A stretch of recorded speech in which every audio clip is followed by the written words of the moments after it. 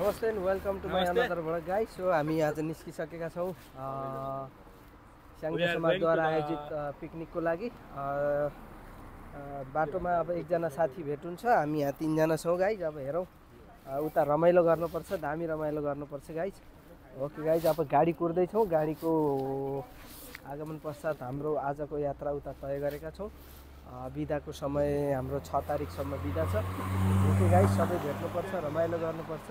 Okay sir, खुरे स्टेसनतिर आइसकेका छौँ। अब हामी पक्रिन्छौँ, यहाँबाट हामी लाग्छौँ सौलतर्फ। अनि सौलबाट चाहिँ हाम्रो सरहरूले चाहिँ चट्ट व्यवस्था मिलाउनु भएको छ बसको। यकिन चाहिँ मलाई यो एक्ज्याक्ट भन्ने त्यो पनि थाहा छैन। त्यहीँ गएपछि उहाँको साथीहरू अन्य सरहरूसँग चट्ट कन्ट्याक्टमा आएर फेरि हामी बस चढ्छौँ। यो खुरे बजार रह्यो, हल्का यो नजारा हेर्नु। यसरी चाहिँ यो खुरे बजारको नजारा रह्यो।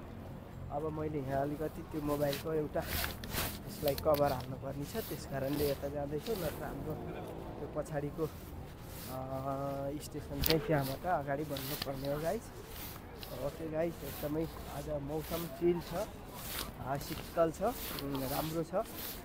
त्यसैले मान्छेहरू पनि बढीभन्दा बढी सडकमा देखिनु भएको छ। अनि कि आज विशेष गरी छुट्टी पनि भएको कारणले यसरी चाहिँ नि मान्छेहरूको भिडभाड चाहिँ छ गाइस। यस्तो तरिकाले चाहिँ चट्ट छ है गाइस। ल ओके गाइस, ओ कभर पसल जहाँबाट मैले मोबाइलमा एउटा कभर फेर्नु पर्ने थियो, त्यसैले चाहिँ यो खुरे हातमा आउँदाखेरि यता राम्रो धेरै कभरको पसल हुने गरेकोले अब हामी लाग्छौँ हाम्रो डेस्टिनेसनतर्फ। ओके गाइज, बाहिरको मौसम पनि हेर्नु एकदमै चिल छ, आज राम्रो छ, शीतल छ।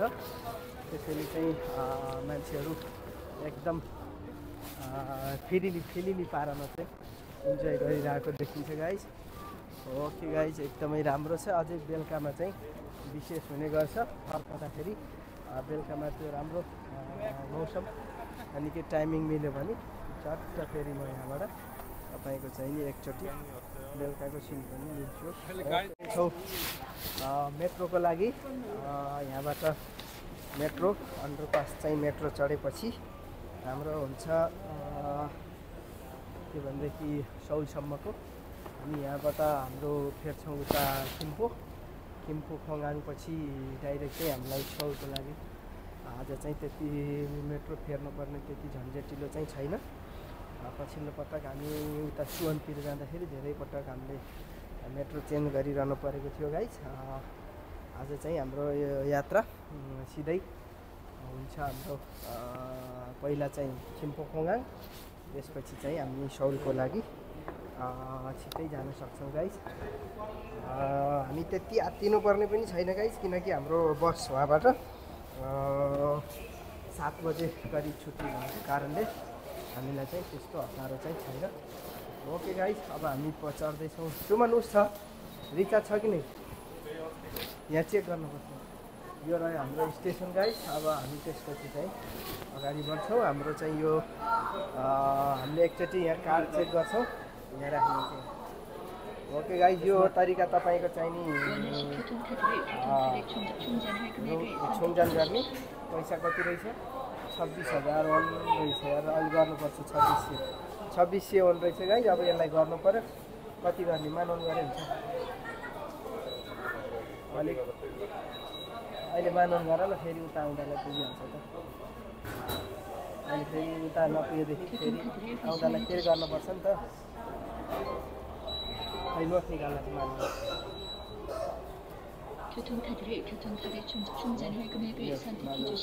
अब 선택 만원 또 1,000원 뭐 자동으로 진행됩니다.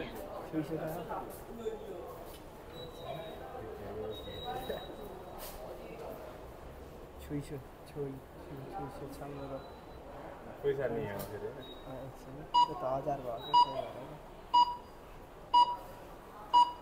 ओके गाइस, यहाँ रोज्नु पर्ने थियो हामीले 10,000, अब 1,000 원하시는 서비스 레이스 교통카드를 교통카드 충전할 금액을 선택해 주십시오. 충전할 금액을 넣으시면 충전이 자동으로 진행됩니다. एकछिन कुरा है।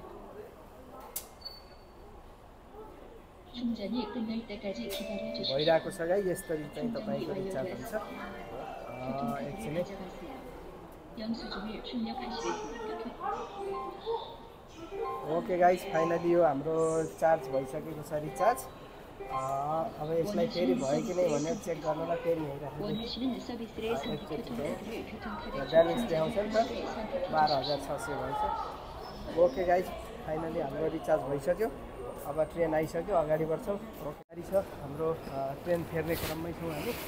ट्रेन चेन्ज गर्ने हो हाम्रो थारा अनि त्यसपछि चाहिँ हामी लाग्छौँ सौलको।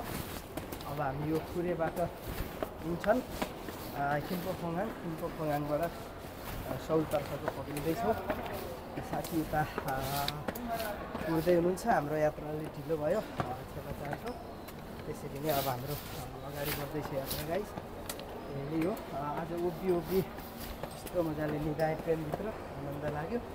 अब हामी कता यतै होला, एउटै त छ यताको लाइन। त्यसरी नै अब जाँदैछौँ गाइस। ओके गाइस, कस्तो हुँदैछ ब्लगिङ भन्नु होला। केही कमी कमजोरी प्रतिक्रिया कमेन्ट मार्फत बताउनु होला होइन। दिस इज लर्निङ फेजमा छ गाइस। अब जे हुन्छ ट्राई राम्रै गर्दैछु। Okay guys, we are moving out सौल स्टेसनको लागि। फाइनली हामी पुगिसकेका छौँ र यो स्टेसनबाट आउट हुँदैछौँ। यो चाहिँ एकदमै लामो रहेछ यो लिफ्टसम्म चढाइको यस्तो तरिकाको। अब हामी यहाँबाट बाहिर निस्किन्छौँ।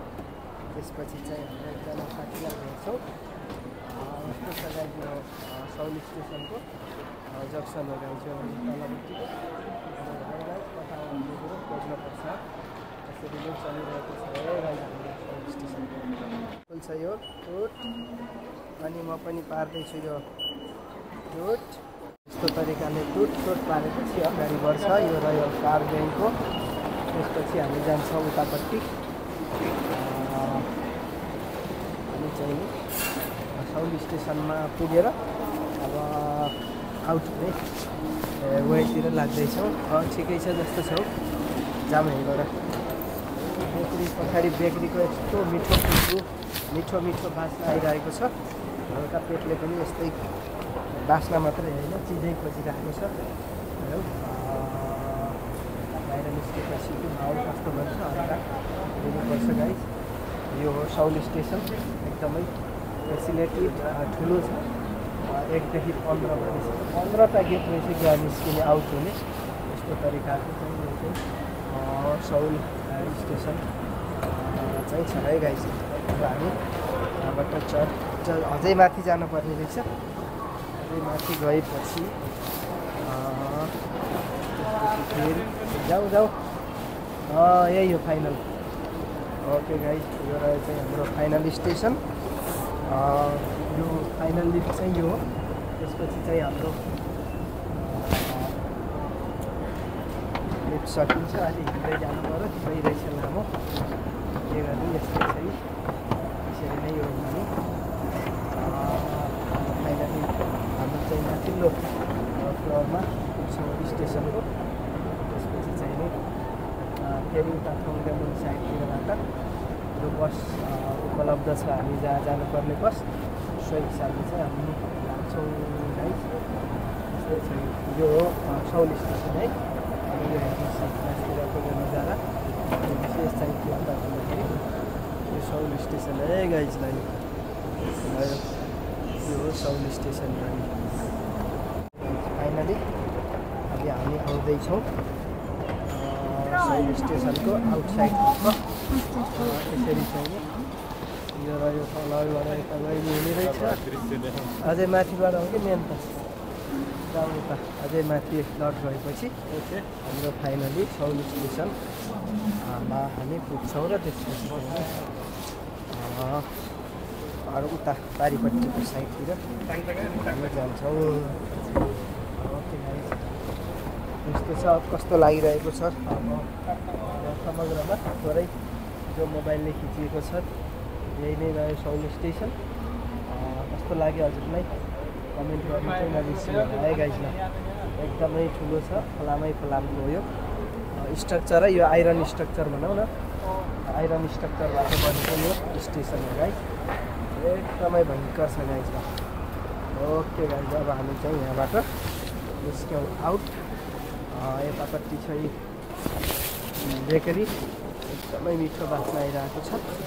यो चाहिँ अब मेन साउल स्टेसनको प्राङ्गण भनौँ न, यहाँबाट चाहिँ मान्छेहरू धेरै उता बुसारी र जान्ने ठाउँमा मान्छेहरू चाहिँ लाग्ने गर्दछन्।